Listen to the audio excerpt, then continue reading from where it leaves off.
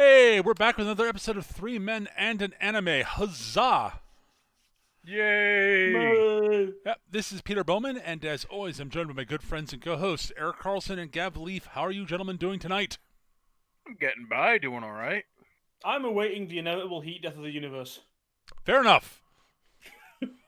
Good news! It's a suppository. The heat death of the universe is a suppository? It doesn't have to make sense as the heat death of the universe. Yeah, fair enough. Anyways. So, tonight we are covering Eric's most recent series selection. A charming little, happy little romp called Made in Abyss. It's a little It's fantasy... actually surprisingly charming and happy. Also filled with terror and horror. It's also filled with quite a bit of horror and terror. Yeah, well, you know, it is one of my picks. Yes. It is either horrific and or misery grind, or absolutely absurd. Generally speaking, yes. So, Made in Abyss, it's based on a manga, unsurprisingly. The anime, it only covers the first chunk. I don't know exactly how much, but it's 12 episodes. I don't know. I haven't read the manga. I just caught the anime, and I was like, this is really good, several years ago. And I was like, it struck me that I should probably watch it at some point, and I was like, I'm next up. This will be my choice. I'll do that. Mm-hmm. And so, You picked another show that ends on a fucking halfway through the story. I don't know what you're talking about, Gab. That's ridiculous. I've never done that before. Twice. Well, to be fair, the story did have a continuation one of the times. It's just that it was entirely next season and ended on a cliffhanger. I know what you're talking about. That never happened. That was Gav. And the second season wasn't nearly as good as the first.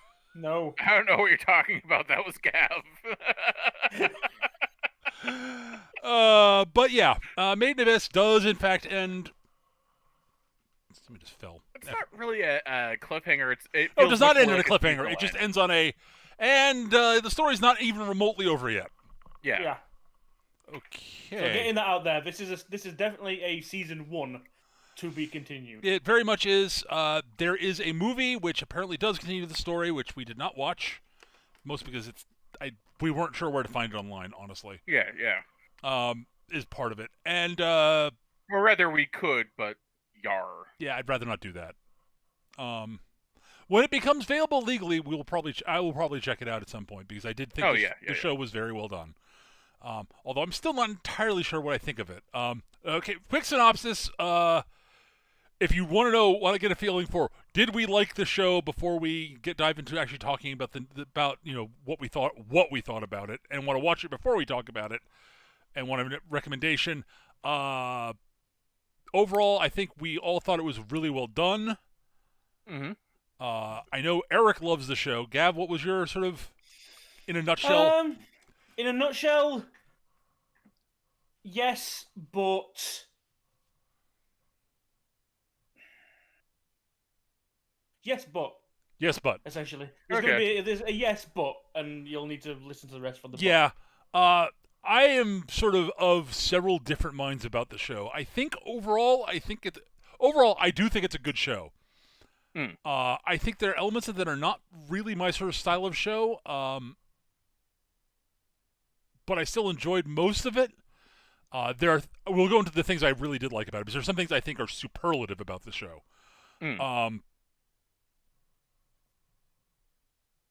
I think I would recommend it, but I'm not. I think it's definitely worth checking out to see if it is your cup of tea. Is sort of my gut take on it. I would definitely recommend it, but I will say it does end up feeling a little bit incomplete. Yeah, that is its big problem. Anime, you say? Yeah, it feels incomplete in a different way than the sort of, and we're not getting the rest of the story because reasons. It's like, yeah. It's not even frustrating. They cut it off at a point. It's a case of, it just feels like they're overall feels like they've told an actual story here, but there are several puzzle pieces that are missing from the story that sort of poke at my head. It's not so much a glaring sort of grr. I hate. Why would you do this? Look at you looking at you. No game, no life. Arrgh. And more it puzzles me. I can't more of a wow. I can't wait for season 2. I'm not even sure I can't wait for season 2 is my issue is the thing. Right. I don't know what I actually fully think about the show. It perplexes me, and that irritates me actually a little bit. Well, let's give people a synopsis of what the show is. Oh, absolutely. So yeah, so Made in Abyss is a fantasy. It's set in a fantasy world, alternate world. There are many different nations out and about, which we see almost nothing about. Yeah, it all focuses around this giant sort of city around called Orth, which is built around this maw that goes deep into the earth. This giant pit with its own ecology and everything else going on inside it. It is called the Abyss, and it is aptly named. This would be the titular Abyss. Yes. Yeah. And one of the things about it is filled with all these weird and bizarre artifacts that people will go in and pull out and to sell or study and what have you. This is the reason, the excuse to go into the Abyss. Right.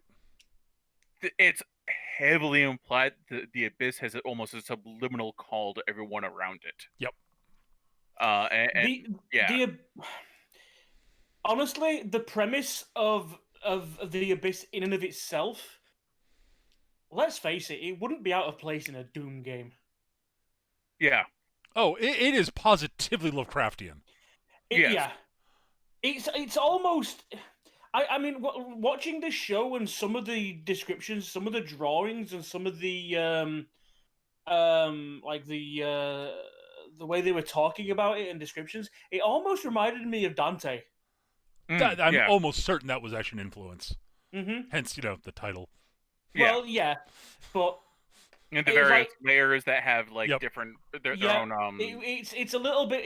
I think it's very much a Japanese take on Dante, but on the Inferno, Inferno. Yeah. Except nothing seems to be linked to a particular sin or psychology. At least not obviously. The so our main characters are Rico. Technically, she has a parent who is a cave raider. These people who go into the abyss to pull out relics and whatnots. A heroic one, a legendary white whistle. White whistles are the elite. They're the top dogs. There are only 5 or 6 of them. They are national treasures, and her mother has not come out of the abyss for a very long time. And Rico's been living in an orphanage this whole time and training herself to become a cave raider. She goes in. She's only she's the lowest of the low. She's a red whistle. Basically the trainee, 12-year-olds do this. You can fuck around the edge, and that's about it. And the orphanage will send the kids in, these trainee cave raiders, and they'll pull up relics and they'll turn them into the orphanage, which will then sell them. It's basically child labor, but with Lovecraft holes. Yeah. The thing is, it's very it's Dickensian. It's very the entire world's very Dickensian. It's not unpleasant. At least the one that we find. I mean, we find later on in different various parts of Orth, because it's a big city all the way around this fucking hole. Yeah. And some of them are literally, when you say Dickensian, it's it's the good side of things. We ain't got Fagin yet.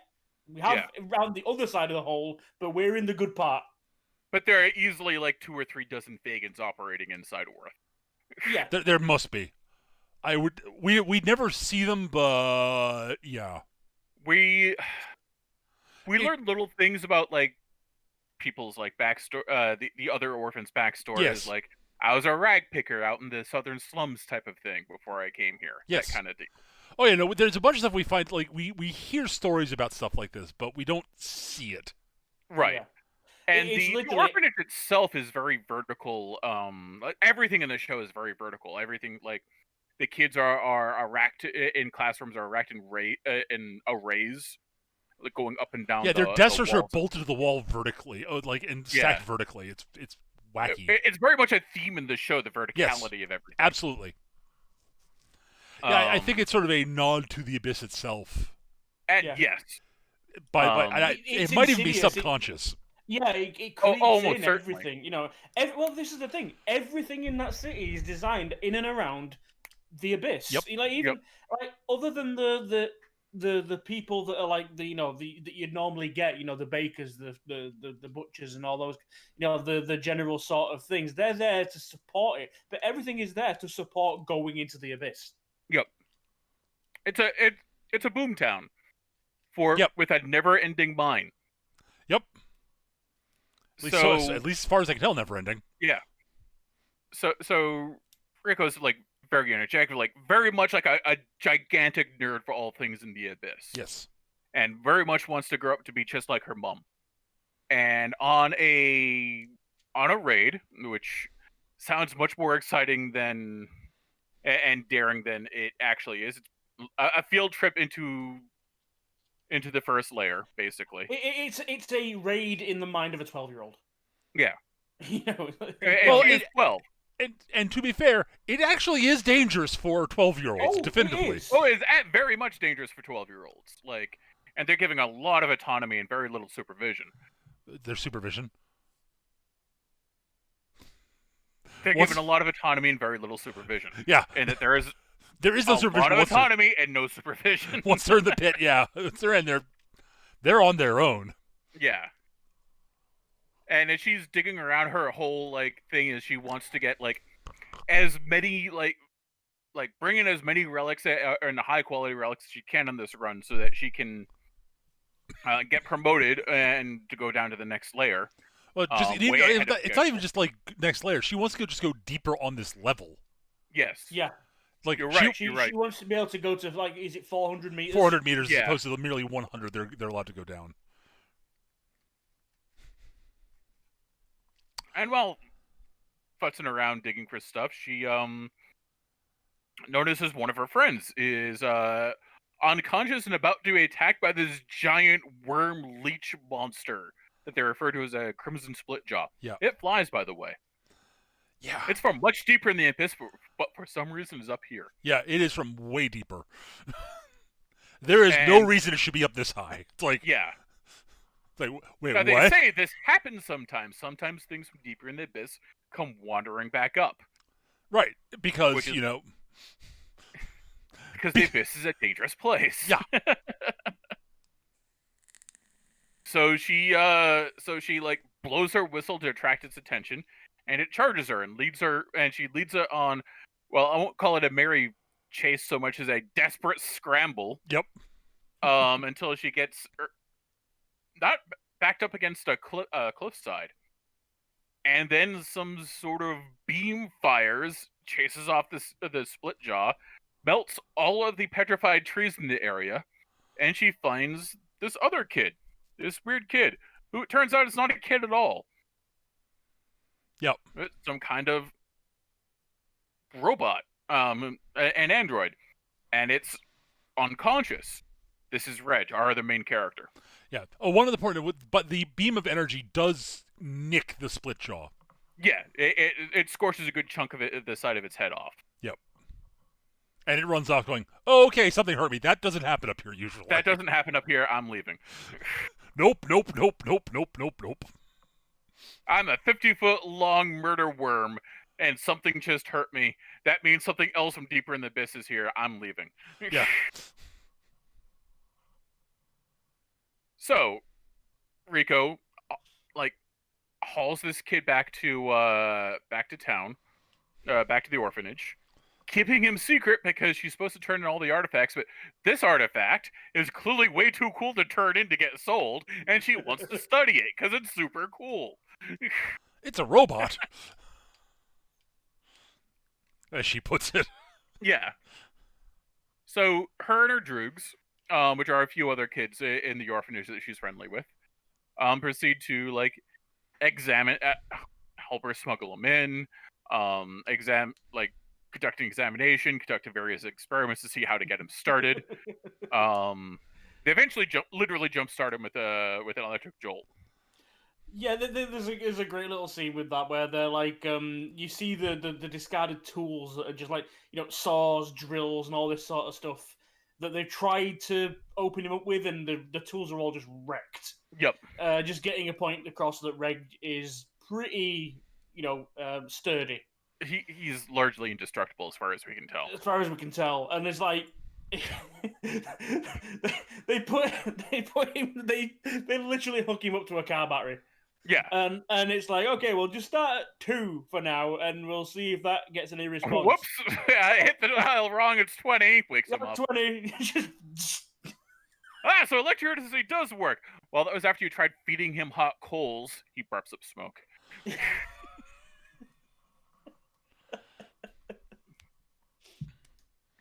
Reg, it turns out, is fully sapient and has a sense of self and an emotional awareness that anyone really realizes this at this point, and has no memories of what happened, where he is, where he came from. He knows he's from the Abyss because fucking everything is. Yeah. At least in Orth, and it's what all he remembers.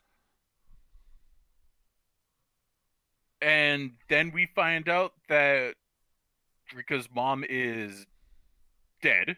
She died in the Abyss. They bring up like they bring up her notes and her whistle, and they give Rico the whistle, and she's not as broken up about this as you think it is. She's definitely shook, but she's not completely freaked out, partially because, well, she hardly knows her mom. She's just this aspirational figure in the off in the distance that she hardly ever knows.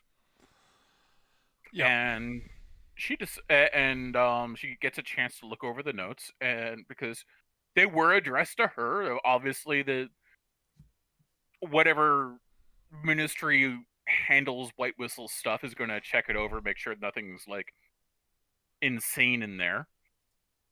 And she finds a note saying, "I'm waiting at the bottom. Come get me." So she, of course, decides she's going to go to the bottom with Reg. Now, one thing we haven't actually mentioned is there's this thing that everyone's aware of known as the Curse of the Abyss, which is essentially a case of the further down you go, the harder it is to come back. It's like the Bends, but horrible. Yes. Yeah. And like the first level, you just get like a little dizzy, maybe a little bit of nausea. Second level, it's like physical pain. And like significant, serious hallucinations. Like hallucinations, fever, and actually serious nausea. Yeah. Third level's worse than that. Fourth level, you start bleeding out of your eyes and ears and dying. Basically, you start hemorrhaging out of all your orifices. And fifth level's worse than that, and like sixth level is either you die, lose your humanity, basically. Yeah, death or loss of humanity is all they say about it. Yeah. We see what happens. We're not going to spoil that. Nope. And like say, from what we understand, her mom is waiting down at the very bottom, which I think is the 9th level. 7th, I think, is what they say. 7th. They say she's as far as they've confirmed. They know 7 levels exist. They don't know if there's anything more. Right. Yeah. There might be more. There might not be. Who knows? It could go on into infinity. It could end up in Dread Relaya. Who knows? It literally could. Yeah, there's no indication that there's a bottom, but we know there are at least 7 layers. Yes. And supposedly, according to this letter, there is a bottom. Yeah. Which is where Liza the Annihilator, yes, Rico's mom. All the White Whistles have similar names, like Liza the Annihilator. They have an epithet of some sort. And Ozin the Unmovable. Bodin, Sovereign of the Dawn. That kind of thing. Yeah, they all seem like charming, nice people. Oh yeah, absolutely. Especially Bondred the novel. Yeah, he's a great person. Yeah, that was it. Yeah, Bondred the novel, Sovereign of the Dawn. Yeah, that was his title. Yeah, he seems like a charming fellow. There's no reason why I brought him up whatsoever. None whatsoever. He's a nice guy. You guys just the thing about it is this is relatively early, so it's not really a spoiler. But there's a scene at one point where somebody's talking with Red and Rika and going through like the white whistles that are currently deployed and currently out there and doing stuff that are unaccounted for, and it's like ozone, blah blah blah, and typically the white whistles are held in pretty reverence. They're known as they're heroes and legends.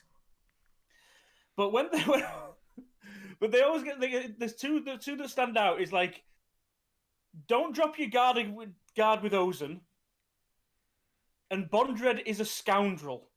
Yeah. And it's like the term of any negative sort of like even the phrase scoundrel is like, wait, isn't he supposed to be a hero? Why would that's like, it's like a very minor kind of way to describe someone as a negative, but all right. I mean, I've known scoundrels that I would like, that I hold in high esteem. I consider my late great grandfather a scoundrel. Great guy, loved him to death. Don't think he held a real job in his entire life. Yeah, and hero has certain alternate definitions. Actually, if you look at it historically. Yeah. Yeah. Well, that's the thing. You use the term scoundrel and you think lovable rogue, and yes. that is not Bondred. No. We'll get to that. We'll get to that. So, hatching a plot with Rico hatches a plot with her friends. Some object kind of strenuously, but go along anyway because they're droogs. Yeah. Well, they also realize they're just not going to stop her. Let's be real. Yeah, they're not going to stop her, and the very real fact is they're never going to see her again. This is a one-way trip. You don't come up from beyond the 6th level, and she's a little kid. This is basically why I mentioned the curse, because this is the decision she's making. It's not, I'm going to nip into the abyss and see my mum. It's like, no, if you're going in, you ain't coming back. Yeah. Well, hell, like everyone considers a red whistle going into the second layer to be dead. Yes. Yeah. That's committing suicide. They'll send search parties out for you if you're a red whistle and go into the abyss. As soon as you get into the second level, it's like, well, that's it, dead. They're dead. Yeah. They are dead. They are not coming back from that. They're not ready. Yeah. And besides, coming back up from that point is going to fuck them up. Yeah. But yeah. And that's the story. Once they're out of Orth and down the abyss, that's them traveling through the abyss and all of the wonders and terrors that's entail. And there are, to quote Q, there are wonders to titilize the imagination and horrors to drive one mad, all in the same spot. Yep. One-stop shopping. Yep. No, it is. Yeah. And boy, does the show drive home both points. It is. Oh yeah.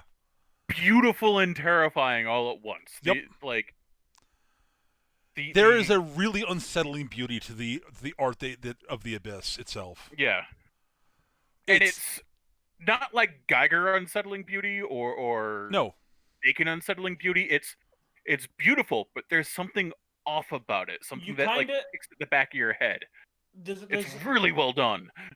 It kind of comes to like you say, it's all been a little bit weird, and you're not sure how sort of the stakes that are actually involved until I think it's episode 5. I think it is. It's fairly like halfway through kind of thing, but it's not far into the point where they've gone into the abyss. And I will say 2 words: corpse weeper. Oh God, yes. Yeah, that is your first moment of oh shit. Yeah, I mean they run into a giant spider and they get away from it, and there's the Crimson Split Jaw, but there's a point where they're wandering around, they hear someone calling for help, so someone needs help. There are other cave raiders down here, obviously. They go running off to see what they can do, and they see this big white bird-like entity, and it's hovering over something, and they hear the call for help, and they look over, and they get a bit closer look, and the bird that's hunched over what the bird is hunched over is a corpse, and the bird is playing its lungs and larynx like a fucking musical instrument, making it call for help to attract other people. Yep. For prey. Yeah, it's imitating the cries of whatever it was hunting that made before it made the kill. Yeah. To attract, The thing is, it's not the bird doing it; it's the corpse itself. Yeah. It's manipulating the corpse as it feeds to make these calls. I know, it's creepy as fuck. It's you're like, oh fuck. The thing is that the animal itself is kind of pretty in a scary way with its weird offset eyes and its almost anteater like snout with the barbed tongue that comes out and licks up meat. Yeah.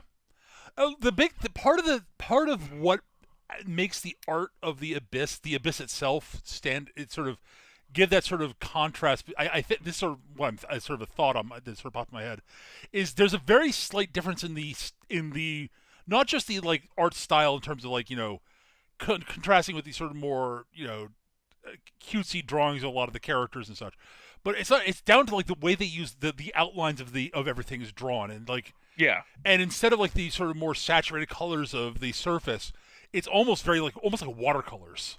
Yeah. Yes. Which makes it look sort of ethereal and almost not real, and it's fucking brilliant. It's like Hellraiser painted by Van Gogh.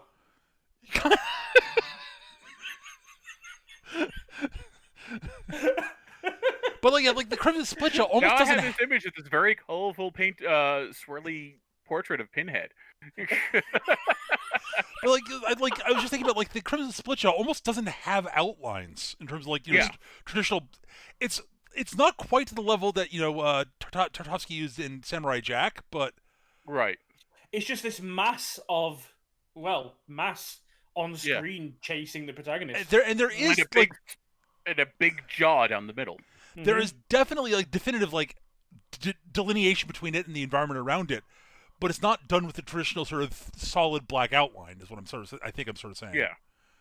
It's really clever, and it again drives home that this is not of this world. Yeah. And the fact the abyss will let you go down as deep as you want, but won't let you leave. Yeah.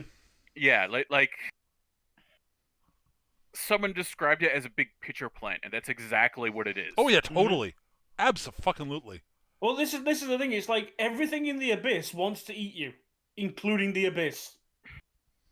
No, not everything in the abyss. There are things that are really good and nutritious and taste great and are easy to harvest, like the fruit that Rico mentions, and those little and the demon fish, and those little like hockey puck squirrels we see.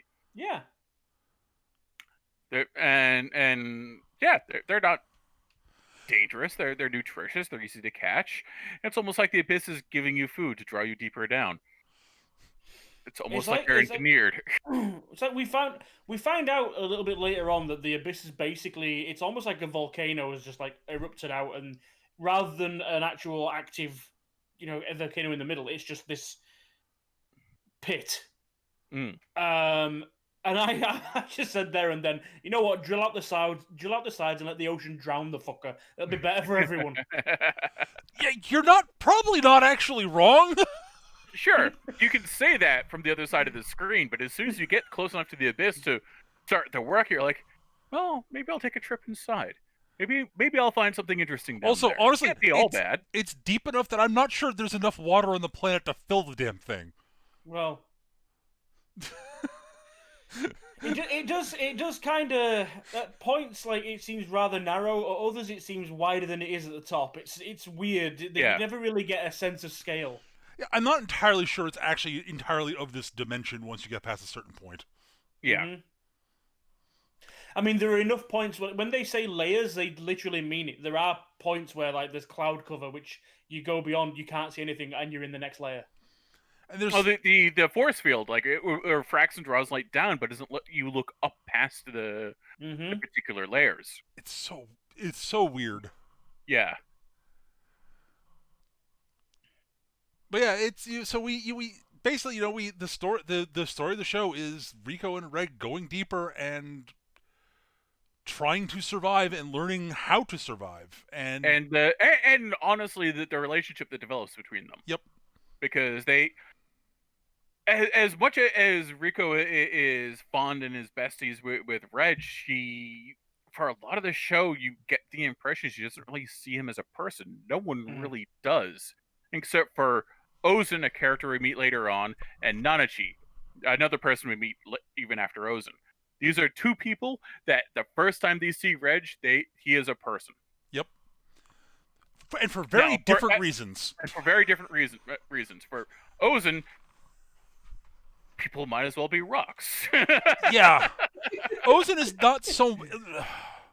Ozen is aware of what he is, but doesn't differentiate how she treats him versus how she treats anybody else. Right. Right.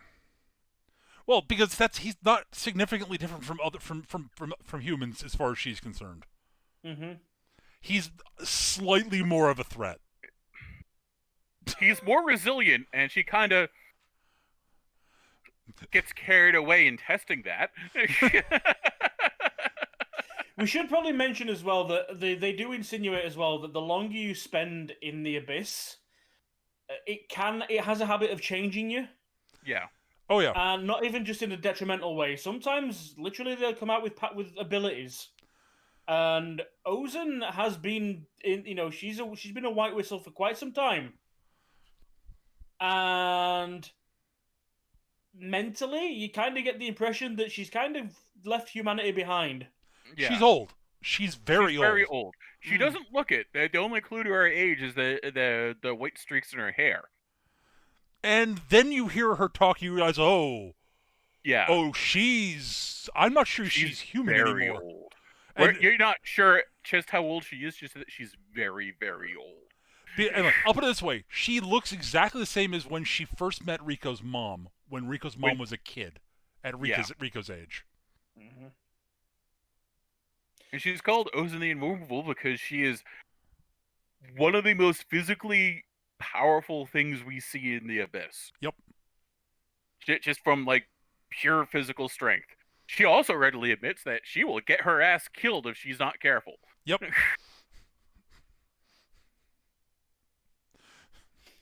So, I mean, we meet Ozen. She's at the... Oh, what do they call it?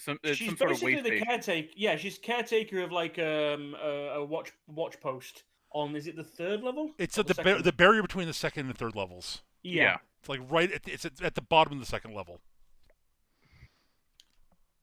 And as I mentioned earlier, we also meet a character that Rika knows as well.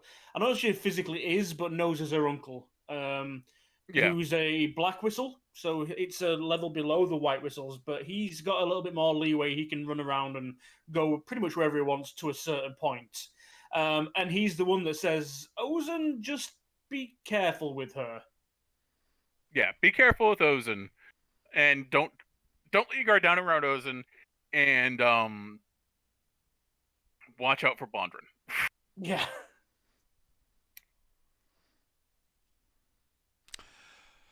Yeah, they meet Ozen, and Ozen at first and her seems apprentice, a blue whistle about their age, whose name I can't remember. I want to say it's Bartuk, but that's not right. It's close. It's Marulk. Marulk, yes. Marulk, yeah. Who seems like a complete sweetheart. Who is... everything we see of Marulk is that they are just an absolute complete sweetheart. A kid about their age, dresses in very pretty dresses. It's implied that they're at least physically a guy. Yep. Yeah. Well, there's actually a lot of that. I mean, there's a couple of characters later on that they're I mean, if you know your Japanese, because I've done a little bit of reading on it because it came up. Hang on a second, I've lost the name myself now. Nanachi that we meet later on. Nanachi is a character that uses exclusively gender-neutral pronouns. Yeah. Yep. So you don't really know one way or the other. Even in a back scene, the right. The image, the look is very androgynous, very very neutral. Again, Marulk dresses in not gowns, but like what's the word? A bustle kind of thing. Yeah. Like big, open dress, headdress, that kind of stuff, but uses male pronouns. So we don't really know. It's not massively important, but yeah. But Marulk's a sweetheart and probably their greatest ally, honestly. Yes. For the brief time that they know them. Yep. And Ozen reveals a few secrets to them because Ozen's bored, and why not? She's got deeper reasons, but that's very much the impression she gives. Again, also, she doesn't like lying. Like, that's one of her... She will tell the brutal, honest truth every time. Lying's too much of a bother. She's also not huge on compassion. It's just a case of, this is it. This is how it is. Yep. Oh, you didn't like that shit? Tough. Now, Ozen is benevolent if brutal. Yes. She's a fascinating character. Legit. Ozen's just a great, fascinating, benevolent but brutal, sort of very detached, but has these weird passions that she doesn't quite seem to acknowledge. Like, Ozen's great. I love Ozen. Ozen's my second favorite character in the show. Yeah, I can see that. I would. I think she's the most interesting character in the show to me. But yeah, like initially when the weird thing about Ozen is that she comes across as very not aggressive but very hostile. Especially at first, yeah. At first, to the point where like I think the first night they're sleeping over, and Rika goes on a bit of a wander, looking for the bathroom, I think. And as she's walking around, she looks in this room, and this huge beast golem meat thing just lunges at her. So she runs screaming, and dives in bed, just under the covers like a kid would, just to hide from it, and hopes it doesn't come down the hall. Because it doesn't even behave like creatures of the abyss. It's literally just like a butchered torso flopping towards her. Yeah. And they ask Ozen about it in the morning, and she says, "Oh, you saw that, did you? Okay. Well, here's the thing." And she goes through this whole story, and we'll get to this in a moment, but I actually think we should probably leave that as spoilers. Okay, yeah. We'll leave that the explanation, but basically she's like, "Oh, seeing you guys made me a bit nostalgic, so I tried something." Yeah. And the actual explanation, we'll leave that because it is fairly spoilery and is fairly important. But the thing that comes of it is, from that, she ends up attacking Reg. Well, she goads Reg into making a move. Yeah. But she starts to make it clear that she's going to kill them both. That's the impression that she starts to give. And they have this fight, and there's some great bits in it, because she's like, "Oh, is that as hard as you can hit? Oh, that's a shame." Punches him back. He's like, "Oh, you didn't break. That's cool." Been a while since something I hit didn't break, and she gets a little carried away. Smashes half the room using Reg as a cudgel. Yeah, this is the first time we've seen Reg be unable to basically affect something. Yeah. And Reg has basically dealt with all the threats at this point because he's strong, largely invulnerable, has a goddamn friggin' death cannon in his arms that causes him to lose consciousness for 2 hours, so he uses it sparingly, and has extendo arms, which are proved to be a humongous asset in scaling the abyss. Mm-hmm. And useful in combat too. Yep. Well, I mean, it's the thing. He tries to tie Ozen up, and she's like, "Okay, these are actually pretty tough, aren't they?" And then actually makes some effort and breaks out. Yeah, doesn't break the arm, which surprises her. She's like, "Oh, they're tougher than I thought." But the point she's trying to make is, I mean, and this all comes through afterwards. It turns out she's actually not threatening them at all. She's actually like, wait, you weren't gonna kill us? No, I was just bored. Well, she was testing them. Yeah, that's the thing. It's like, but if that's as good as you can do, you shouldn't go any lower. You are going to die if you go lower right now. She gives him a crash course on survival in the abyss. In the traditional, like, kicks them out, come back in 10 days. If you last past 10 days, then here's some gear. I'm gonna plunk you out here. Don't go past the tree over there. I'll consider that as running away, and don't come back. Don't use your hand laser, Reg. Why not? Well, you see, you pass out after 10 minutes after using it, and you can't be woken up for 2 hours. I know, because that's what happened. And how long do you think Rico's going to last with you unconscious for 2 hours? Oh. If you use it, make sure whatever you shoot is dead, and whatever else is supporting it is also dead. And there's nothing in the area will be able to bother you for 2 hours in those 10 minutes you got after firing. Bye! And they do survive the 10 days, largely due to, Rico's brain and Reg's, Well, that's the thing. They're very much like the relationship between them is very much like bronze and brains. Rico's like very like mentally resilient and resourceful. Yeah, it's not just that she's smart. She has an encyclopedic knowledge of what's been documented in the Abyss, and she is really good at improvisation and has just a rock solid will. Yeah, Reg is a lot less. He's actually more easily frightened than Rico is. Yeah. He's very hesitant. Yes. A lot of time. He's and indecisive. Indecisive, but he's got the physical, strength and resilience that Rico doesn't have. He's also more empathetic than Rico. Like, Rico's like this little ball of sunshine who's always excited about everything, but she doesn't get why other people might be put off or frightened by something. Right. While Reg is very much like gets people's insecurities very quickly. Yep. And knows how to steer around them. Which comes up when we run into Nanachi later on. Yep.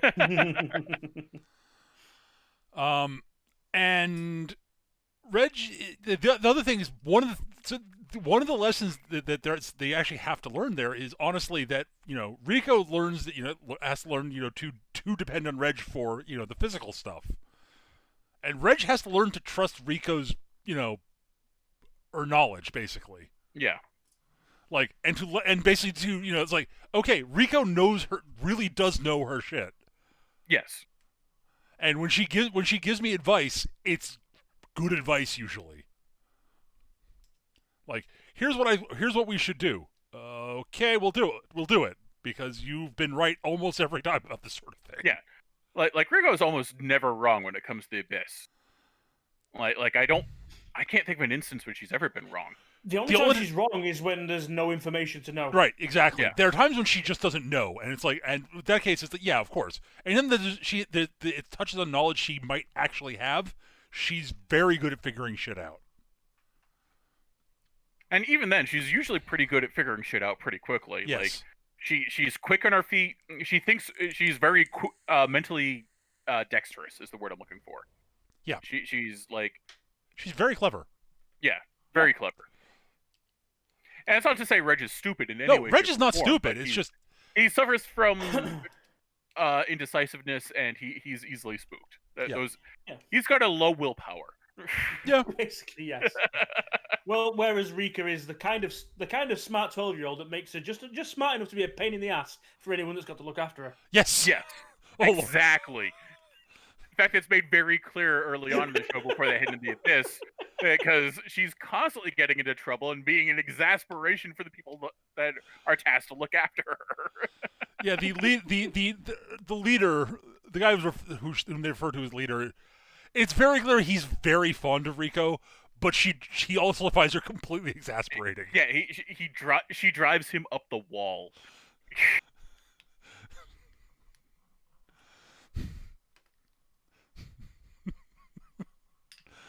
So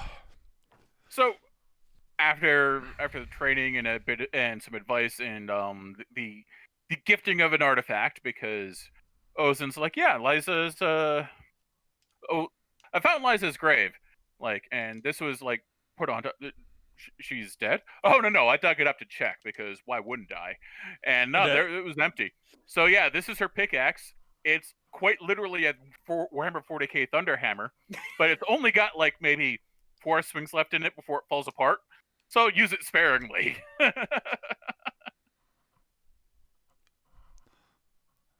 You guys might find it useful, and they do. Yeah, and they do. But yeah, it's very clear. Oh, the other bit is it's very clear. Ozan and Rika's mom were very good friends. Had become very good friends. Yeah. Like Liza managed to basically find the bits of humanity still in Ozan. Like you know, hey, you're awesome, and I like you. We're gonna be friends now. What? You're just human, and we do keep getting little flashbacks, you know, with Ozan meeting Liza for the first time as a young girl. Yep. And progressing through into her adulthood, where she then becomes a white whistle. And it's very clear that Rika may not have met her mother, but she certainly takes after her. Oh, yes. She's very much her mother's daughter. Yes. Absolutely. And Ozan sees a lot of Liza and Rico. Yeah. It's like, yeah. You're Rika's daughter. You're Liza's daughter, all right.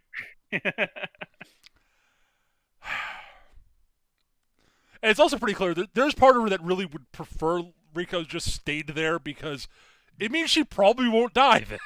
Yeah.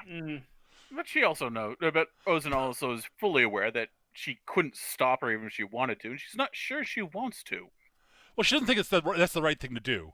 Yeah. Also, we find out later that Liza did ask her that if she does run into her daughter to get her ready and send her on. Yeah. And Ozan, if there's one thing Ozan won't do is break her word. Yeah. By the way, Ozan is very much like a fae being at this point. Honestly, Ozan's very eldritch in the way she's presented. But like she does follow some of the laws of the fae. She doesn't lie. She doesn't she lie. She doesn't break her word. She doesn't really understand humans. It's not to say she doesn't have human friends. She does. Malduk and the other and her own team of black whistles that we only see briefly largely because Ozan said, stay the fuck away from these two for a little while. I want to get to know them. Yeah. Ozan's great. Yeah, Ozan's great. Ozan sends Rico and Reg on their way, and they descend deeper, and they sort of skip through one layer, which is basically just a sheer drop with tunnels in the wall. There's one moment of dear fucking God, oh man, why? And the scripted that's where the split jaw comes back. Yeah, the same split jaw. Which leads to Reg having to use the laser and Rico having to operate on her own for 2 hours. Yeah. Which goes simultaneously brilliantly and terribly, and then brilliantly again. It's a good moment, though, because at the very least, I mean, like I say, we've had this whole montage where they're learning to rely on each other, and then they start to have that little bit of character growth where they can look after themselves. Yeah. And operate alone. I mean, we get Rika's first. Yeah, and there's a bit where she has to go uphill and starts being affected by the curse and freaking out but powering through it because it's fucking Rika. And she starts hallucinating, and you start getting the hallucinations start showing off some of her own issues and insecurities and fears, seeing her friends calling her back home, seeing these all the things that she's left behind and regrets leaving behind start coming back and calling her to relax and stop or go home. And she's like, nope, gotta keep going. Can't stop, gotta keep going. Don't see this, gotta keep going. It's a really well done scene, and I'm not doing it at all justice. No. Just watch it. Just go watch it. Yeah.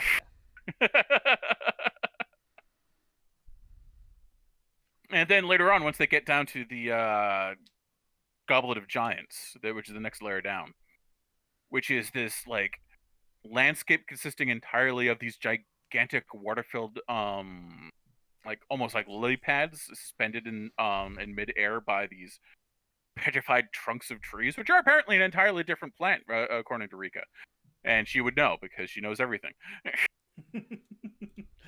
Oh yeah, did we mention that Ozen's house is in an upside down forest? Yes. Oh yeah, the inverted forest. Yeah. Because why not? Which is filled with these like weird baboons with split arms.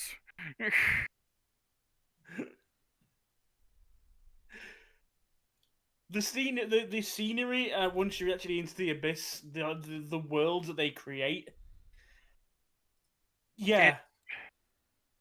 It's just this side of surreal.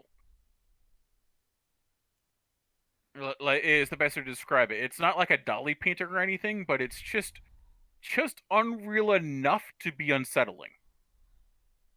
Well, not being completely batshit insane and fantastical. Mm. So yeah, they get the goblet of giants as they're traversing these water-filled lily pads on their way down.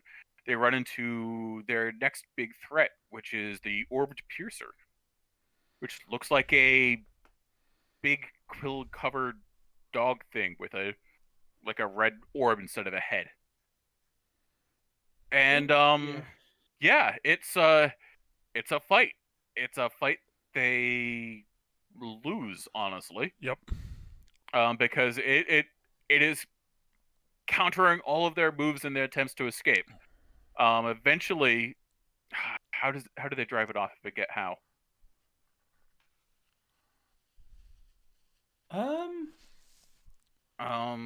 You know what? It doesn't matter. What matters is that one of the quills pierces Rika's hand. Yes. Oh yeah. Basically, Reg blocks the quill attack with the metal umbrella thing. Yep. But one of the quills do pierce and one hits Rika, and then Reg basically runs away. Right. They leave behind all their gear. Yep. Right. And the only runaway is up. Yeah. That's right. He ascends with his grapple hands, which does a number on Rika. Not even counting the fact that she's got a quill through her hand. The quills, by the way, are incredibly poisonous. Yep. So while Rika's hallucinating and bleeding out of all of her orifices, she's explaining to Reg exactly how to treat the poisoned hand, which is, okay, first tie off a tourniquet, turn it off with the tourniquet. Okay, immediately starts swelling up to like 3 or 4 times the size. Okay, now I need to tie off another tourniquet just below my elbow. Okay, now I need you to break my forearm and cut it off. What? Yes, because that's the only way to stop the poison. You gotta do it. Reg is not prepared to do this. No. Rika's fading quickly also. He spends a lot of time waffling and trying to reason with himself or with Rika, and Rika's just in absolute agony at the time, and like... And I can't blame the dude. I'm not sure I could, like, break my best friend's arm and then cut it off. Like, that's a big ask, even for, like, the toughest motherfucker in the room. Yeah.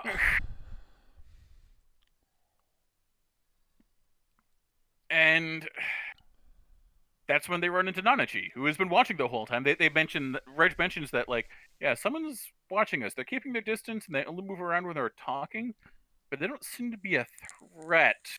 There's another cave raider? I don't think so, but it's not a predator. So just be on your guard.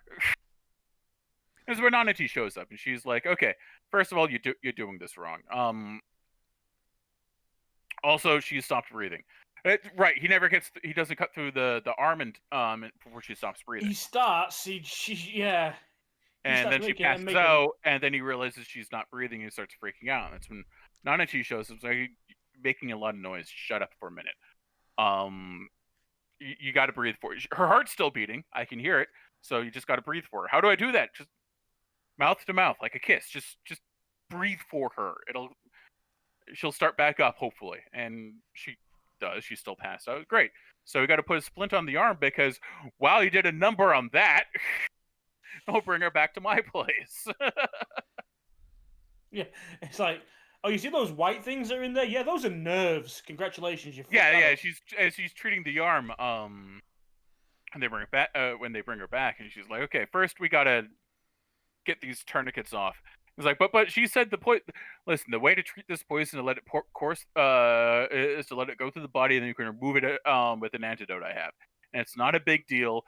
This the tourniquets is what cave raiders do all the time. It never works. It's much easier to do it my way. Well, no, it kind of works, but yeah. I love the fact she has this great comment where she says to Red, like, it's like, so was that your idea about the double tourniquet to break the arm there? No, that was Rika's idea. She was instructing me. God damn, that girl's smart. She's a tough. No, her response is, man, she's determined. Would have been a lot easier just to cut it through the elbow. She's like, it would be easier to cut at the elbow, but like cutting it up there means there are things she can still use the arm for. Yeah. Well, cave raiding. If you got the flexibility of the elbow, you can put a hook or something on there. Yeah, you can improvise a prosthetic. Yeah. Like, although it does just, I mean, maybe it was a little bit too late, but it does make you think, why didn't they just go for the wrist then? It was too late at that point. It was too late at that point. The arm was already all, but the whole forearm was a giant balloon at that point. Well, yeah.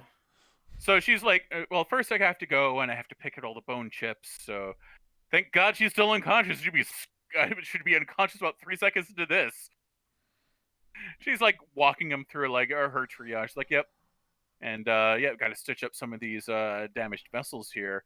Oh, that's that white stuff. Those are nerves. I'm not very good at stitching those up. Not a lot I could do for those. Very, very calm and matter of fact about it. Nanachi, by the way, looks like a giant bunny girl. Yep.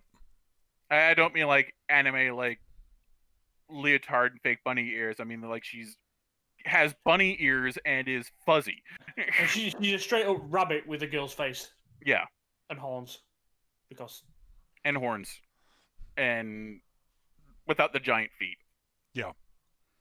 She's a mutant. She refers to herself as a hollow. Yep.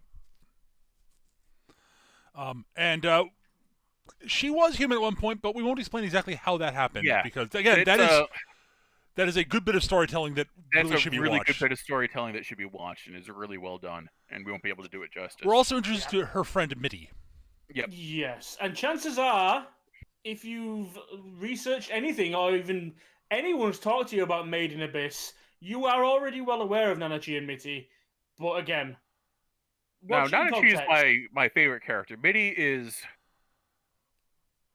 this wretched, flopping thing with this single one sad eye and a caved-in socket where the other one would be.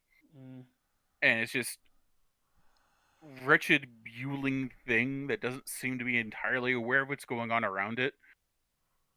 But Nanachi constantly refers to Mitty both as her and as as a person, and treats Mitty very much like a favorite friend who's down on their luck. Which is accurate. Which is entirely accurate. Yeah. Nanachi and Mitty is quite probably the most tragic thing that it is in the show, and it is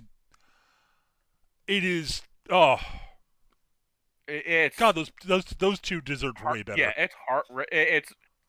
it's gut wrenching and heartbreaking what made them what they are. So they basically there's basically a montage where we get to know Nanachi. She explains the nature of the curse of the abyss and how it's layers of force fields that let you pass down but not back up. At least as she understands it. It's implied that she can see the different layers of force fields because she has weird eyes. She has almost like goat-like eyes, but they're also at the same time very human. Yeah. And we find out that Nanachi is the world's worst cook. The only person worse is Reg, and it's because he has zero experience. Yeah. Yeah. Nanachi's gotten into the habit of catching or collecting all of her ingredients, putting it in a pot, and hitting blend. Yeah. applying occasional heat. But she's still better than Reg. She's still better than Reg. Yeah. Who's basically just going off of like what he's watched Rico do with their meals. It's like, I think I do this, maybe, or maybe it's this part. I don't know. I wish I'd paid closer attention. But this is where we get a little bit of growth for Reg, because while Rika is out of it, and Nanachi is treating her, Reg's the one that's got to go out and collect the ingredients and forage and do all that sort of stuff. And he has to start thinking on his feet and doing things, with a time limit and getting stuff done. And it's like not just waffling and, oh, should I do this? Should I do that? No, you have to go and do this. Go do that. Come back. Done. And as a result, he gets better at thinking on his feet and being less of a... Reg is never an automaton. I want to make that clear. But he develops more of a will of his own and becomes more self-determined. Yep. Like Reg is very much just an indecisive guy, like personality-wise, but he's basically gotten used to just letting Rico do all the thinking. And this is where he has to actually think about things on his own and become more of his own, not advocate, that's the wrong word. Because it's not like anyone walks all over him. It's not like anyone takes advantage of him. It's just that Rika's so forthcoming and like out front that he doesn't. He's let himself drop into that supporting role. Yeah. Whereas she's always taking the lead, so he doesn't ever feel he has to. Yep. And so he's just gotten used to it. That's basically what it is. He also gets to know Nanachi pretty well over the course of this, and very quickly hones in on her sort of sardonic, friendly but still detached demeanor is covering up a lot of trauma and bullshit. Yep. And he's very sensitive about this and is very much empathetic and is like, yeah, this is where we find out his strengths as an interpersonal person. That was a terrible phrase. His strengths at interpersonal relations and getting a feel for people, which we don't really see displayed terribly well up to this until this point, because he quickly hones in Nanachi's got serious separation and anxiety involving Midi, but at the same time is fully aware that Midi is in constant pain and suffering and she can't do anything about it. It's fucking up Nanachi. They eventually come to a conclusion as to what to do about this. I'm not going to give it away because it's another heartbreaking scene, and it shows Reg's both his humanity and his burgeoning determination. And yeah. that was when it was one of those evil shows that tried to make us feel feelings and stuff. Yeah, no shit. So eventually, Rika regains consciousness. Danachi helps her through some basic physical therapy, and they finally have a decent fucking meal. Danachi is sitting there watching over Rika's shoulders, like, well, but why are you taking the guts out? Because you don't put them in the food. But won't that destroy the flavor? Oh, you have so much to learn.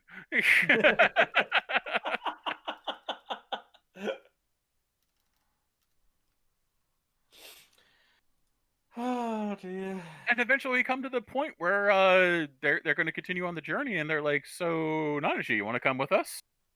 I mean, and she's like, well, there's nothing much for me here, so yeah, I'll come with you guys. And unfortunately, this is largely where the show ends. Yeah, it's literally on the the adventures continue next time. And I've been looking into that actually while we've been talking. Apparently, there is a movie that was meant to come out April this year. I think it is out now. Mm-hmm. Which is a continuation, and that movie does end with again to be continued. So there's a continuation after that movie as well. Yep. They haven't announced whether it's going to be another movie or another season. Well, it was successful enough that I would imagine that it could be either. Mm. Indeed. But yeah, it's one of those. It's like you've given me half the story, but it's not quite as infuriating as Code Geass, because obviously it didn't, like I said, it doesn't end on a. It's much like No Game No Life. It's like it's not even No Game No Life. Like, God doesn't show up and go, "Hey, you guys have to fight me now." End of season 1. No, it's like, well, now we've got the band together, and it feels like the end of a season, if not the end of a show. Yes. Yeah. And it's one of those things where we're hitting I mean, it's been about, what, 3 years now since this came out?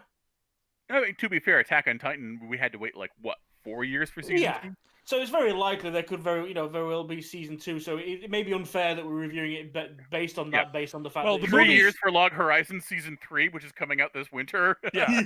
And also, to be completely fair, the movie just came out, Yes.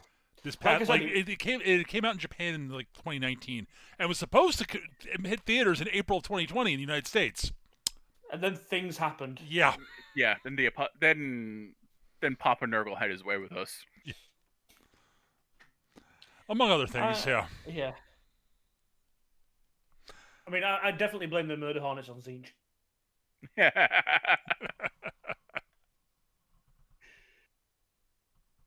But yeah, no, it's like, I really like Nanachi, and I want to get to know her better. Like, in the 2 or 3 episodes she's in, we get to know her pretty well. Mm-hmm. But I really want to get to know her better.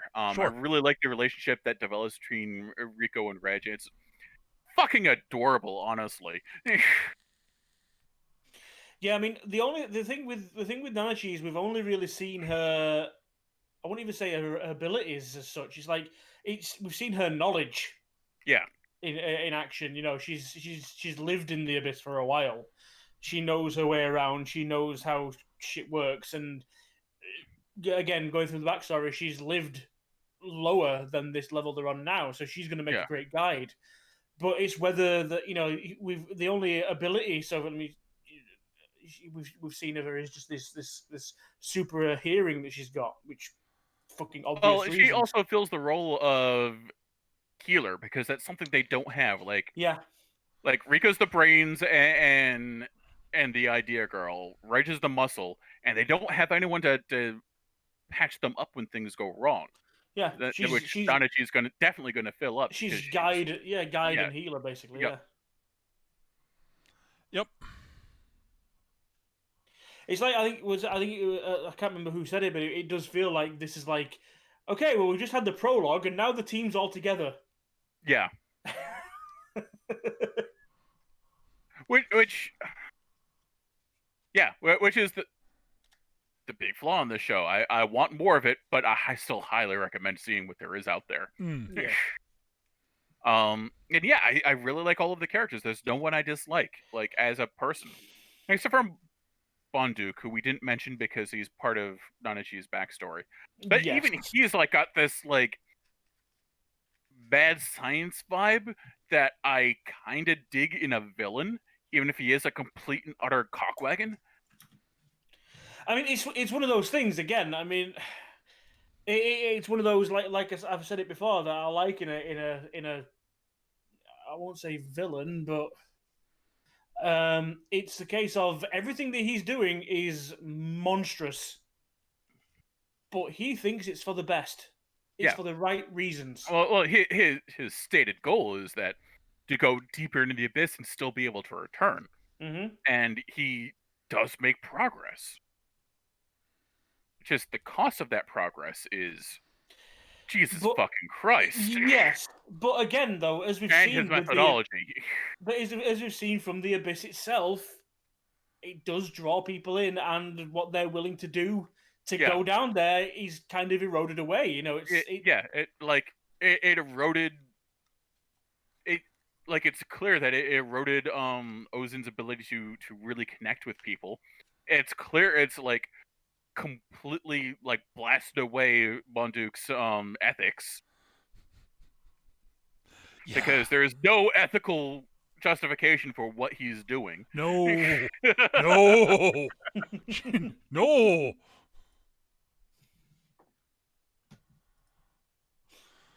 It's all of what we see of Liza is through very rose-colored glasses, but you don't get the name the Annihilator by being a happy-go-lucky person.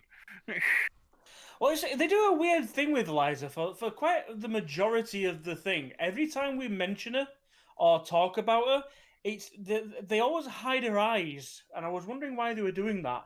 There's one scene where you see her eyes. It's a flashback with her and Ozen up in Orth looking over the abyss. It's right when she's about to leave Rico behind. Yeah. Yeah, right up until that moment is the first time you ever see the character's eyes, and I'm wondering if there's a reason for that or not. But it didn't occur to me when the actual hiding of the eyes was like, why are they doing that? And then they revealed at the end, and I'm like, well, what's the reveal? I think honestly, I think it's to establish like what her eyes looked like then and what they look like when we see her. Maybe. I mean, that's the thing. It feels like a conscious choice that we're making, but maybe the payoff hasn't arrived yet. Yeah, and it's clear the abyss takes a physical toll also. Like Ozen mentions that the way she has part of the reason she has the weird hairdo is to cover up the skull deformations the abyss has given her. And we see like in the flashback Ozen's wearing the mask and the long coat, and then the one moment at the very end where you see him again, he has a tail. Yeah. Like, it's clear the abyss extracts the toll on people that go down into it, and it's not always mental. No. And the abyss is very greedy. Like, that's an impression that I got, particularly watching it through again. The abyss will toss out trinkets to draw you in, but it hates giving anything up. Like, yep. Like it almost has a malign intelligence to it. They mentioned like even as a little baby, Rico was constantly trying to crawl towards the abyss. Like she's always been drawn to it, from her youngest age. Like it, yeah, and the abyss might be the most interesting character in the show, and it's one we only ever see the edges of. Yeah. Well, it is. We refer to it as such when we were doing the watch through. It's like it is literally a hell pit. Yeah. Yeah. But it's a giant pitcher plant. It draws in prey, and then doesn't like to let it go. Yeah. Or a trapdoor spider, or an antlion. Yep. In fact, it's very much like an antlion because it'll draw stuff to its edge, like tempt it in, and then start throwing rocks at you or monsters, keep you from going back up until it gets to eat you.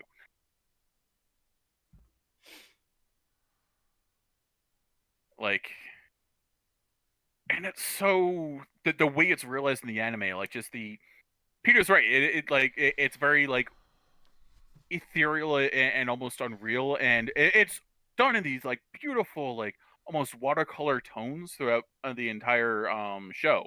The background and the environments and such, and it always feels just a hint of malice to everything, even if it is like this beautiful like sun dappled landscape with clouds and everything. There's always just that hint of, and it's going to eat you.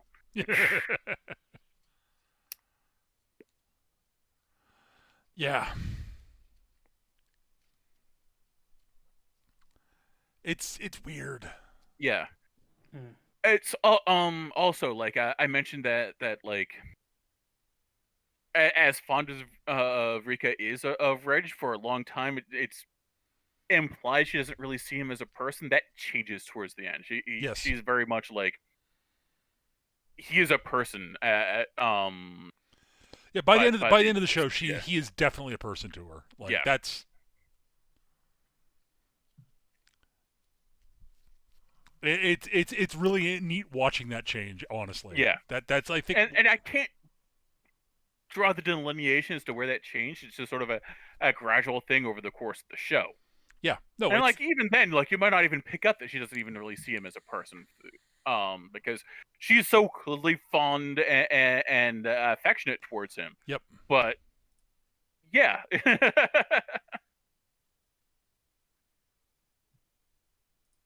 No, and I really enjoyed watching that relationship develop and how they play off of each other. Like, the two characters together are clearly greater than the sum of either of them alone. Yep. Both like in practical terms and in character dynamics and how much I like them. Like I cannot I don't like either of them alone nearly as much as I like them together. Fair enough. I mean, even Ozen said that there's at the very least at the stage they were at when she met them, they were relying on each other. Yes. They're one. Without the other, the other doesn't survive. Yeah, they're a single unit. Yeah. Mm-hmm.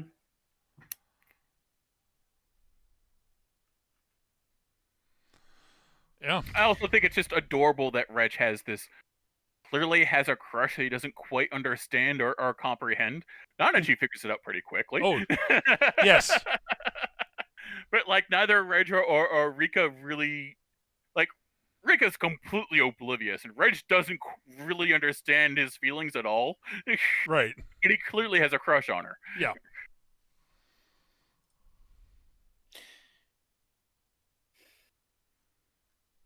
I mean, I didn't really want to bring this up, but there is a bit of an elephant in the room when it comes to this show as well in regards to that kind of thing. This is mostly from the light novel side of things. If you Google Made in Abyss, a certain topic will come up in regards to young children. And that's as far as I'll say. The show itself does not delve into that nearly as much, thankfully. There is nudity of a degree. They pass it off that Reg is a robot and Rika doesn't care, basically. Again, I mean, I can see why some people might find that off-putting, but Rika's about as... They do a very good job in the show of de-emphasizing it. Yeah, yes. And I can't speak. Yes. I can't speak about the manga at all, but Rika's a fucking cankle. I'm going to be honest. Like, there's nothing remotely like they don't erotic or sexualized about her design or how they never present it that way. No. They make one offhanded little sort of quip about Reg. Effectively, it's not said this way, but at the end, it's very clear. Reg's block and tackle is fully functional. Let's just put it that way. And neither of one of like Reg is like, what the fuck's that? I don't know. It's very much a inexperienced kids going. It's very much like two kids going, what the fuck is going on? I have no idea. And not actually going, oh dear Lord, those idiots.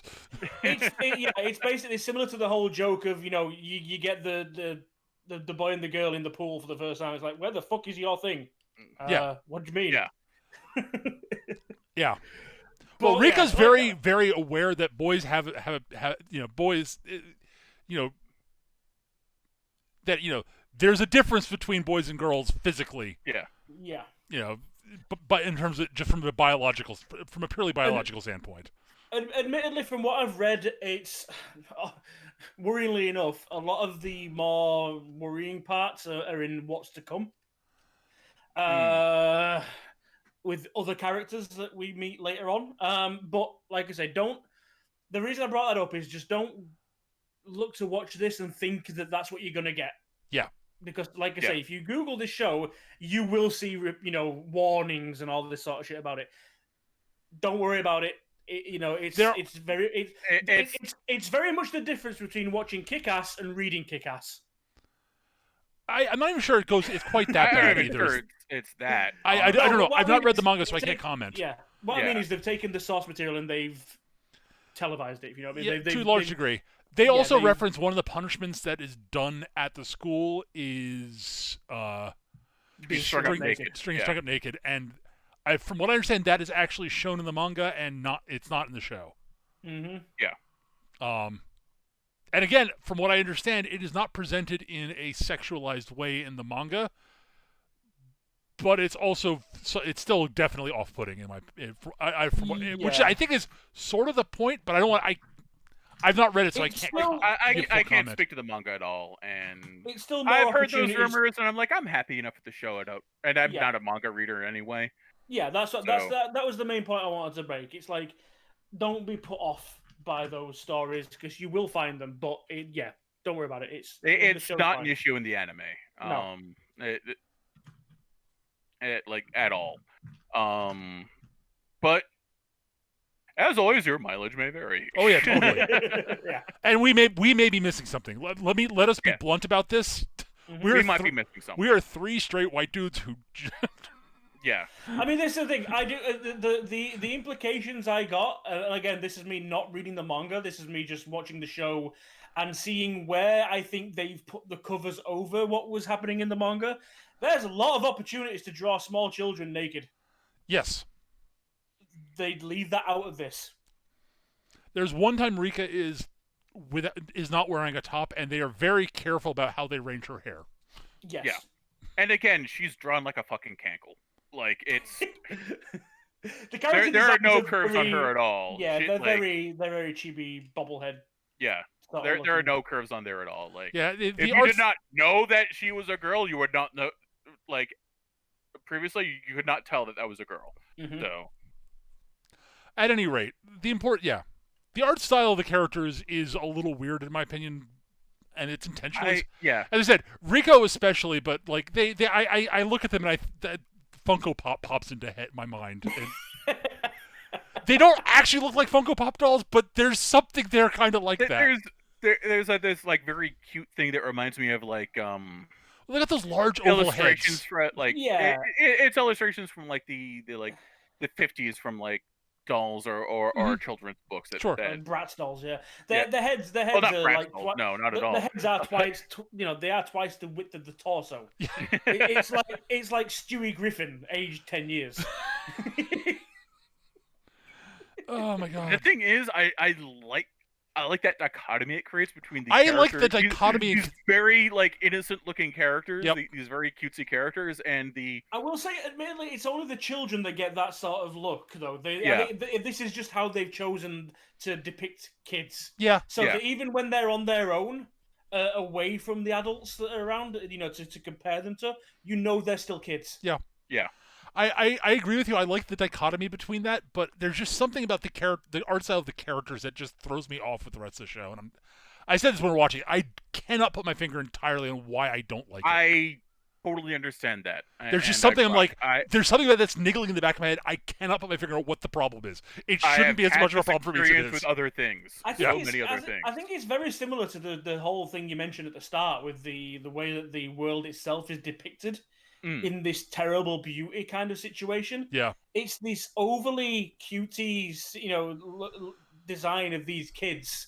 Yeah. Going through hell. Yeah, but it's not even that. I think for me, it's. I think that if they'd done another sort of innocent, sort of cute art style for the characters, that I think would have worked better somehow. But I can't pinpoint how it would have been different. I don't know. I'm not an artist for starters. Here's the thing. Like, we refer to like the abyss as like Dante's Inferno and this like hungering thing and his hell and whatnot. It feels much more like Fairyland and not like Disney Fairyland, like Brothers Grimm Fairyland. Yeah, no, there's definitely an element of that to it also. Yeah. Rather than like the clear and obvious malevolence that you would expect from like a depiction of hell or something. So it's just a dangerous magical place that is not necessarily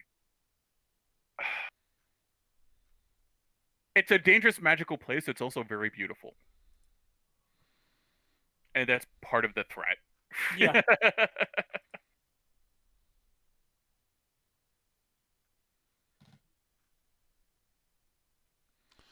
Yeah. Yeah. So, yeah. So, yeah, it's a fascinating show. It really is. Yeah. So I guess final thoughts, because I mean we've basically covered the show. I mean, yeah.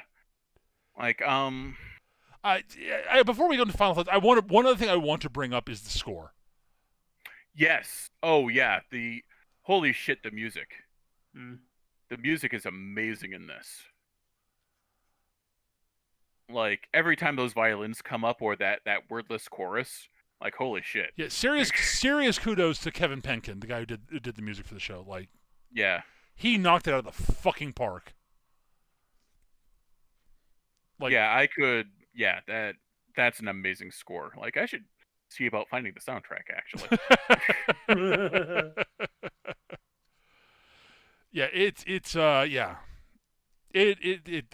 impressive. It legitimately is. I mean, everything about this show is impressive from my point of view. But yeah, no, the music definitely deserves. It is in particular a shout out. It is almost always pitch perfect in terms of setting up the atmospherics of the scene that it's being used in. Yeah, and it's rare that anything is that spot on.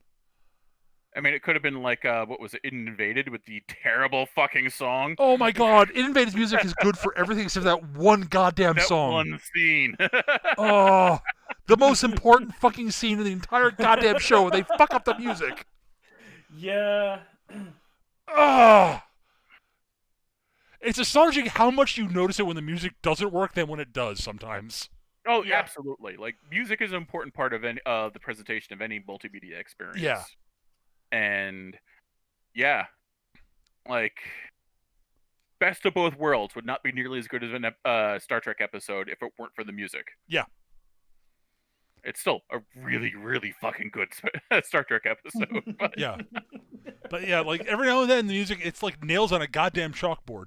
Even if it's even if the music in question would be on its own good music, sometimes it just doesn't work for the scene, and you notice. In the case of playing yakety sax when Darth Vader walks onto the fucking Death Star. I know, that'd be kind of funny. Okay, now I kind of want to see that. Or was it like? What was that terrible fucking edgy hand song, like the Shape of You? Play that when he comes onto the Death Star. Oh God, no.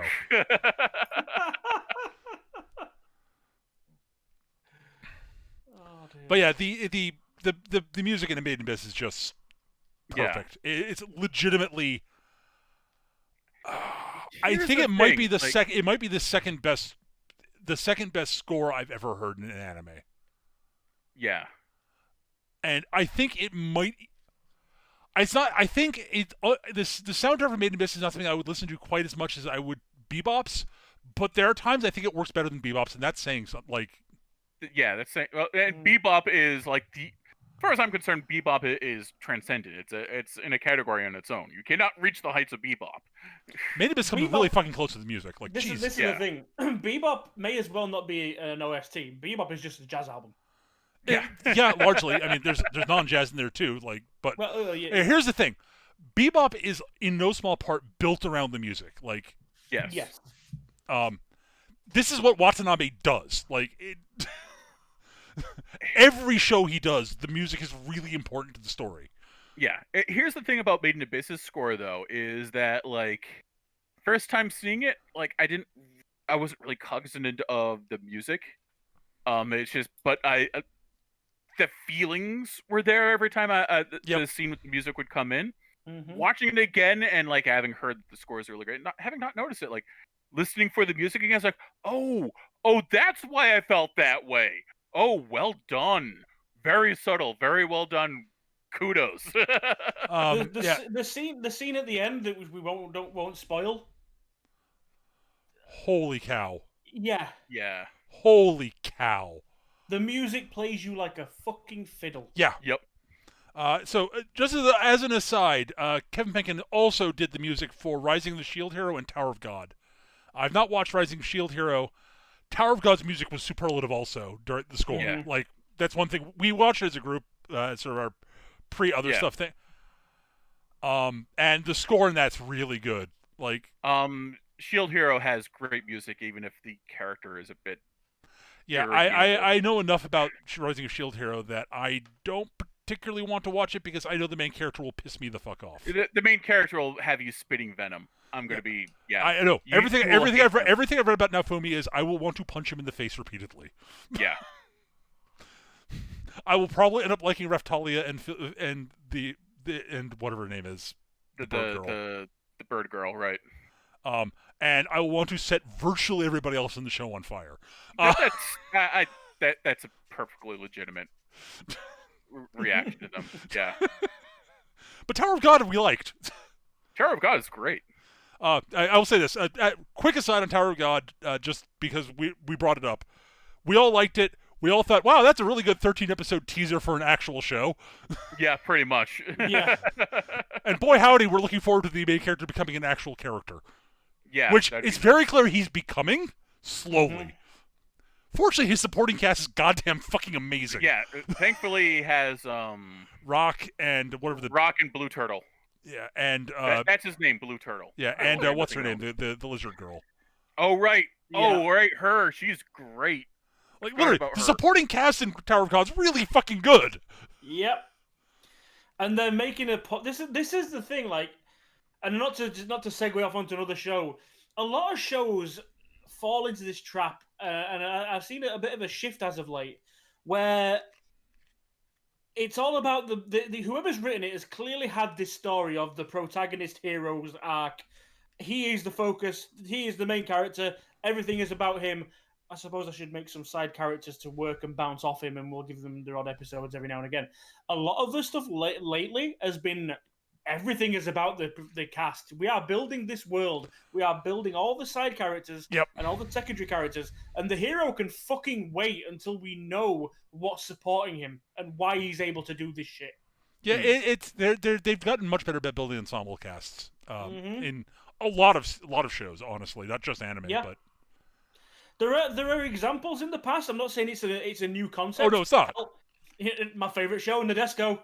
Yep. That is a fucking ensemble. Mm-hmm. But lately, there was that whole period where it's always the hero show, and the side cast kind of got pushed to one side. Dragon Ball. I don't know what you're talking about. There's a reason why I didn't like Dragon Ball.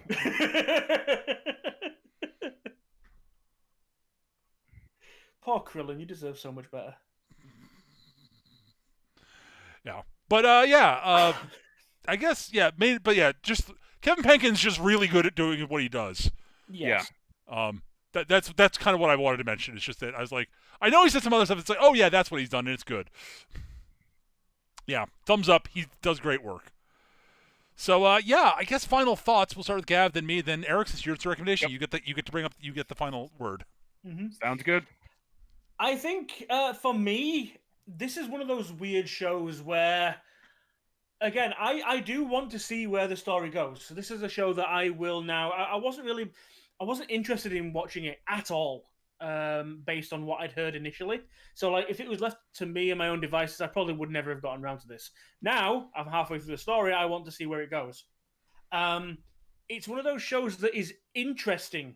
It's a very interesting show, but whether you find... But it's down to yourself to decide whether it's good or not. So, like, I like it. It's interesting. It's got my attention, and I want to see where it goes. I'm not sure where it sits on my scale as a good anime, though. It's well animated. Like we've already said, the score is amazing. It's clever. But like Peter said, there's something there that's just not quite there. I'm not sure why. It's like it's when I want to know what the story says. Whether I'd come back to it as a rewatch again, I'm not sure. I just don't know what to make of it, really.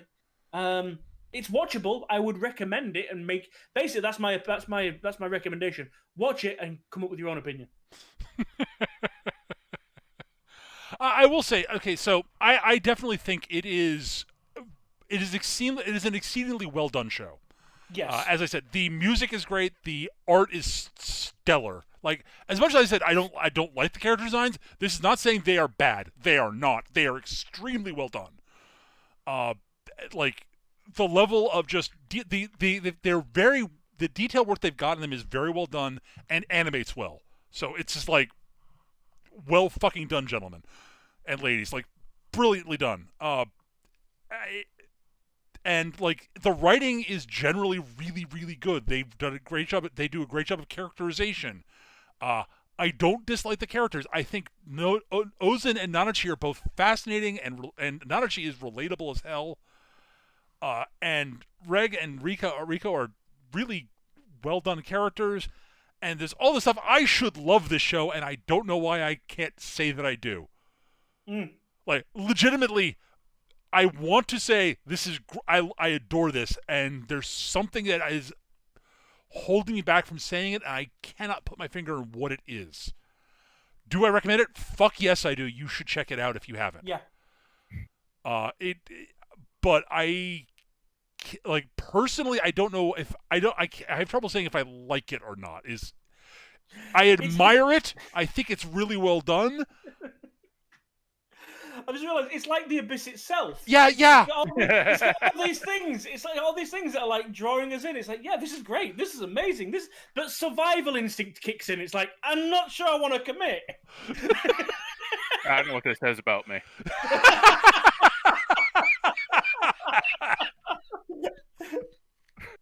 Oh, look, Eric, here's a horrible fairyland full of monsters and weird relics. I'm going to put my dick in it. All right, Bondred, go ahead. Your turn. Because I love this show. Oh, yeah. Like unabashedly, this is a great show. I am really glad I got to rewatch it with you guys, and I picked up on a lot of stuff that I hadn't seen during the first playthrough that made me like the show even more. Yeah. I love all of the characters. Like, I kind of gloss over the characterization of Rika and Reg, but they're such a unit that it feels weird to talk about them separately.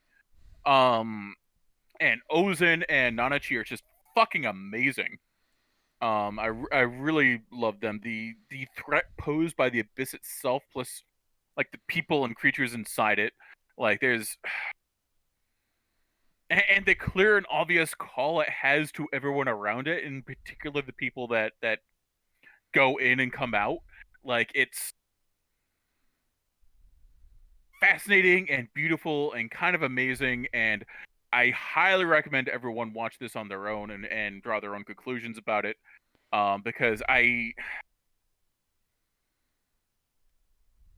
can't say why I like it without completely overselling it. Yeah. And I think that would do it a disservice, also because I don't think I could express properly why I like it. It's something you have to experience yourself. Go watch this show. You will not regret it. You might end up like Peter and Gav, or you might end up like me and just like, I'm going to go dive headlong in there, just roll around in barbecue sauce and butter and call for the corpse sweepers. See, that's the thing. I don't think you won't be disappointed watching this show, but it's whether, it's whether that final opinion, it's going to be somewhere neutral to positive. Generally, I can understand why someone might not like the show. Like, it might not be your cup of tea, legitimately. No, I can absolutely see why people would not like it. Like that sort of, like I said, that sort of like creeping back of the lizard brain dread that permeates the show. I could see that really sending some people screaming in the opposite direction. Mm-hmm. But I think it's an extremely well done show that might not sit well with some people. Yes. Yeah. And like I said, it's entirely like that sort of that prickling lizard, back of the brain lizard response to the show that is like friggin' heroin, cocaine for me, and might just be terrible for other people. And heroin and cocaine are so good for you too. They are. They're especially at the same time. How I keep my girlish figure. Oh my god. Yeah. Don't do heroin, cocaine, kids. They're terrible. Yeah. Heroin fucks you up, and cocaine's a really fleeting high for the price you pay. Oh my god! I will say, yeah. Yeah. There was something I wanted to say, and my brain just shut down after that. I don't know what to say anymore.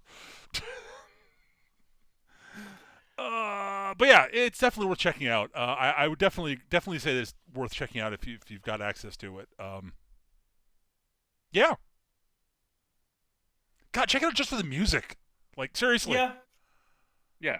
Just to watch a masterclass in scoring. Like, or the landscapes. Holy shit, the landscapes. Jesus Christ, the landscape art is gorgeous. If you're a fan of any of those sort of exploration shows, like, you know, things like Dante's, well, I say shows, like, or stories like Dante's Inferno, like,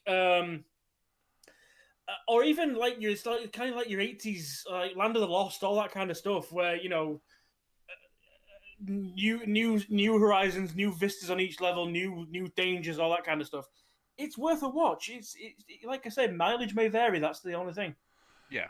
There's definitely an element of Land of the Lost by way of Lovecraft, minus the racism.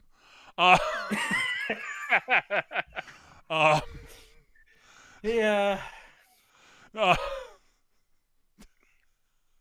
It feels very Fairyland to me, honestly. I can definitely see that. I think there's definitely elements of that in there. There's definitely Lovecraft elements in there. Like, absolutely. Like I said, that sort of all-pervasive and seemingly intelligent malignance to the abyss. Yeah. At the same time, it's beautiful and enticing. Yeah, as I said, there's a reason I said I would not be shocked if it somehow ended up in Dreadful Leia. Like, I'm not joking. Yeah. Like, if I were to have to use Lovecraft to describe it, I'd say Color Out of Space. Yeah, sure. I mean, certainly not like Call of Cthulhu or like Shadow over Innsmouth or anything, but no. Or even like that, the Mountains of Madness. It's beautiful and unknowing and will change you. That's actually one thing I wanted to mention. At least so far, one of the things I do like about it is it is a at its core in sort of in the background at least a horror story where it's the monster is not humanity for once. Yeah. Which is I love that as a concept that, you know, that man is the real monster, but I'm a little tired of it. Like, I want the monster to be the monster. Yeah. And this time the monster is the abyss. Yeah, the monster is the abyss, and there are times the abyss, like, the abyss will make monsters out of people, but it's Sibandu. But he's a symptom, not the cause. Yeah. I get what Peter said. It's like, yeah, okay, it was clever, the whole man is the real monster. It was clever the first 30 times. Now when everyone's doing it, it's like, yeah, okay. There's a point where it stops being an interesting trope and becomes a tired cliche. Yes. Yeah, and eventually it'll become an interesting trope again. Yep. Because that's what happens. Things move in cycles. Well, it's sort of like zombies. Like, Jesus Christ, zombies are fucking everywhere. Like, I love me a good zombie story, but I was sick to death of them 10 years ago. Yeah, I still need a break and I'm from them. only just now starting to get my zombie groove back on. And even then, it has to be a damn good zombie story for me to give a shit. Yeah. Yeah. But yeah, so that's Made in Abyss, folks. It's definitely something we recommend checking out. It made up your cup. I will also say the 3-episode test doesn't really work with this because it spends the first 3 or 4 episodes world building. Yes. The meat of the story really kicks in after about basically part way into episode. Like, the meat of the journey starts at about episode 4. Yeah. And like, now the 3-episode test might still work for you because if you're into world building, that will definitely hook you. Yeah, absolutely. And the first 3 episodes are they're teaching you about Rico and Reg and the city of Orth, and giving you some groundwork on how the Abyss works. But once they're in the abyss, Orth doesn't matter anymore. Like, it keeps we coming. Get the occasional flashbacks to it or call-outs to like Yeah. what people are doing there, but it doesn't really matter anymore. Which is that's one of the things that threw me during watching it. It was the flashbacks to Orth was like, yeah, I mean it's great and all, but why? Yeah. Like, and I am fairly certain that there is a reason why they're doing that. I just don't know what it is. Well, the whole like birthday disease thing that gets brought up, we didn't, because it's a really minor point, but they do a flashback regarding that, and it's clearly it's going to be a call out to the reach of the abyss. Yeah. But like, does it matter? At this moment in time, no. Yeah, that's the thing. That's what it's sort of example of one of the puzzle pieces that I think are missing for me. It's being set up. Yeah. For later, but it's in the context of this series, this season. No, it makes no point. Not an overt one. I mean, it makes Eric's right. It exemplifies the reach, and that sort of matters because it sort of informs why people go in. Essentially, just to cover it, so you know what we're talking about. Basically, there's this supposed curse where children have a habit of dying on their birthday, if they're really excited for it. Yeah, so like if they're looking forward to it, like something awesome. We see it in one of the minor characters from the orphanage that we've known, and we're told it's his birthday. And we get told about a lot of orphans whose birthdays aren't known, who seem to die on specific days, and all this sort of stuff. And the one that's ill and suffering and like is feverish and almost comatose, they take him to a visiting fleet. This is how we find out it's an island. A medical fleet, like a trading fleet that's going around. So they take him to the medical barge. And the second he's off the island, away from the abyss and on the barge, he's absolutely fine. Yep. They don't even treat him. He's just like, I'm perfect. And it just starts to realize that the abyss doesn't just start at the edge. No. Yeah. And that's clearly what that's there to show, but it doesn't quite click in with the rest of the story, is what I'm saying. And as I said, it feels like there's a linking puzzle piece missing between that and the rest of the story. I mean, I think that's like you say, that's the implication that they've been building up and building up and building up how much influence the abyss has over people. Yep. And that was but this influence didn't just start when they started coming in. No, it's been there the whole time. Yeah. Kind of thing. Yep. But yeah. Anywho, that's Made in Abyss. Yeah, as I said, we all think you should check it out. Yep. So yeah, Gav, it's your series selection next. What's your choice? Well, since it was mentioned earlier, we are going to be revisiting a show that we've done season 1. Season 3 is about to hit this next anime season. So, for us to get prepped, we're going to watch Log Horizon season 2. Oh no! Because we all want to watch season 3 again. So and I haven't yet. So yeah, I think Gav has seen part of season 2, but I don't think he's seen the whole of it. Yeah, basically what happens is we always have a show that we watch as a warm up. Yeah. And we started on Log Horizon season 2, and then something happened. We got distracted, and we never came back to it. Yeah, it might have been something like, and we're changing our. It very well might have been we're gonna switch over to season 2 of My Hero Academia or something like that. Or the holidays hit or something stupid like that. Or we never recovered basically. Yeah. So yeah, we're gonna go back. We're gonna finish that. And we're gonna go and see what we think. Yep. But until then, so that Log Horizon season 2 is. I will mention as well, just going by that, the things that we watch to warm up. Anybody listening to this and fancies watching something very interesting? I've forgotten the name of it now. The show we're watching at the moment. Oh, Moriarty the Patriot. Yes, Moriarty the Patriot. If you like your, shall we say, intellectual shows, Yeah, that's one we're watching at the moment that we would recommend. I've been enjoying it so far. At least what we've been seeing so far, anyway. I just want to put that out there because that's actually come out of nowhere as that show. I've been enjoying it. I have thoughts on it. Yeah.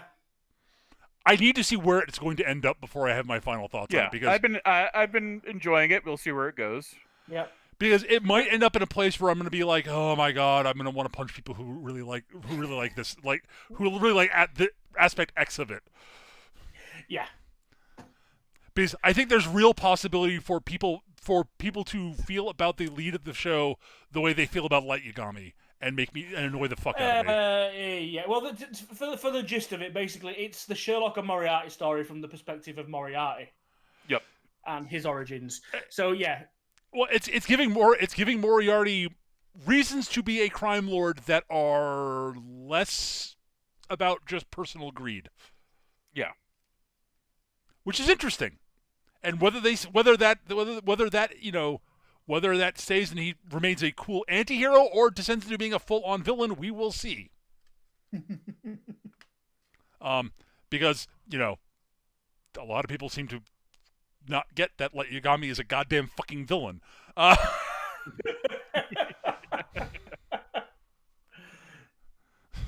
Gordon Gekko's so cool. I'm going to be just like Gordon Gekko. Yeah. And Tyler Durden did nothing wrong. Durden. Yeah. Char Ansbell did nothing wrong. Well, no, Char didn't. Bull. You're right, actually, Gav. You're right. Char didn't do anything wrong.